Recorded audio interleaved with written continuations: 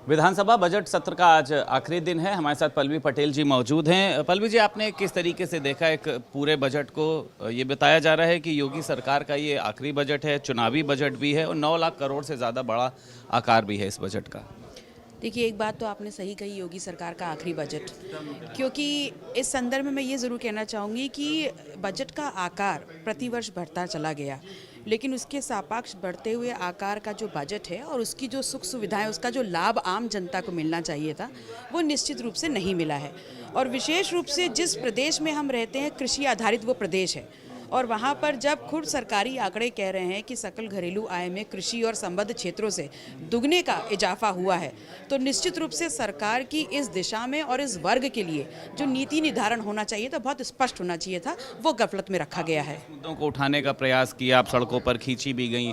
आप लोग संतुष्ट रहे कि आपको लगता है कि नहीं, इतने दिन बजट चला उसका कोई महत्व नहीं रहा? देखिए, बजट में मुझे ये अपेक्षा थी कि जितनी बड़ी बड़ी लक्ष्यों का घोषणा की गई है और जिस कृषि प्रधान राज्य का हम नुमाइंदगी करते हैं, निश्चित तौर पर वहाँ एक कृषि आयोग का गठन करके कृषि को उद्योग दर्जा देने की तरफ ज़रूर सरकार बढ़ेगी, जब आपकी सकल घरेलू आय इस क्षेत्र से दुगनी हो रही है।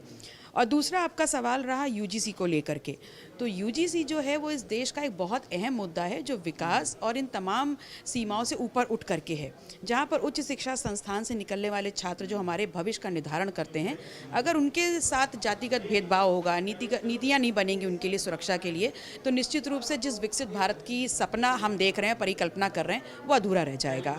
भगवा कपड़े वस्त्र पहनकर सिंगापुर और जापान जा रहा है इन्वेस्ट लाने के लिए मुख्यमंत्री योगी आदित्यनाथ। आप उनके दौरे को कितना महत्वपूर्ण मानती हैं उत्तर प्रदेश के विकास के हिसाब से, या इसके पीछे भी आपको किसी तरीके की राजनीति लगे?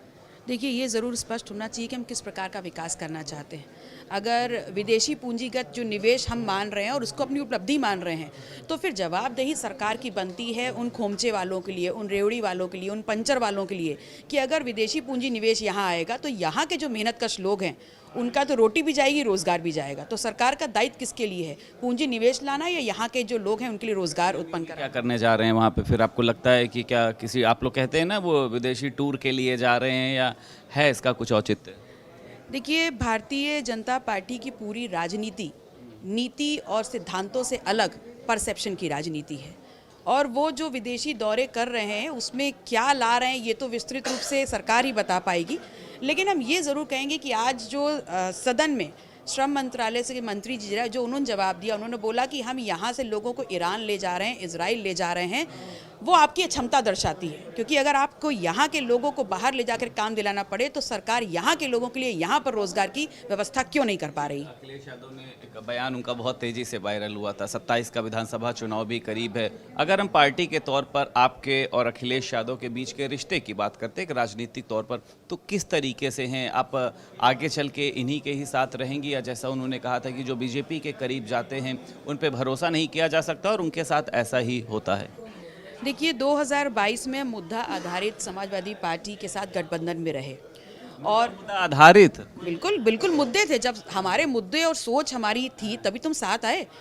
अब मुद्दे नहीं है कुछ भी। मुझे अपनी बात कहने दें पहले। मुद्दा आधारित हम साथ में आए, और उसके बाद दोनों ही नेतृत्व में इस बात की स्वीकार्यता दी कि सिराथू से हम सिंबल पे, समाजवादी पार्टी के सिंबल पे लड़े, और उसी वजूद के साथ कि भले ही मैं अपना दल का नेतृत्व कर रही हूँ, लेकिन आज भी मैं समाजवादी पार्टी के सिंबल पे विधायक हूँ। इस नाते जहाँ जनता ने हमारी विपक्ष में भूमिका तय करी है, हम हर उस मुद्दे पर समाजवादी पार्टी के साथ खड़े रहते हैं जहाँ पर आम जनता की जो सोच है और जो विचारधारा है उस पर सरकार निरंकुश होकर के हमारा हनन कर रही है। और मैंने कहा मैं वर्तमान में भी, मैंने अपने शब्द बिल्कुल स्पेसिफिक बोले, वर्तमान में भी।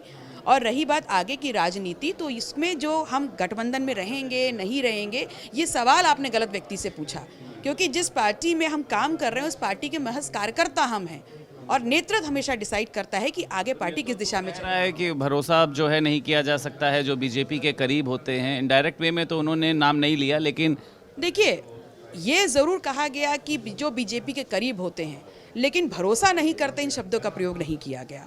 और रही बात ये कि मैं सिर्फ अपनी पार्टी की बात कर सकती हूँ, मेरा नेतृत्व अगर डिसाइड कर लेता है कि हम अपने पुराने गठबंधन के साथ आगे लंबी रेस में चलें, तो निश्चित रूप से चलेंगे। क्या उसमें है? बहुत शुक्रिया बात करने के लिए। हमारे साथ विधायक पल्लवी पटेल जी मौजूद थी। लखनऊ से वीडियो जर्नलिस्ट SK वर्मा के साथ संदीप खेर, भारत समाचार।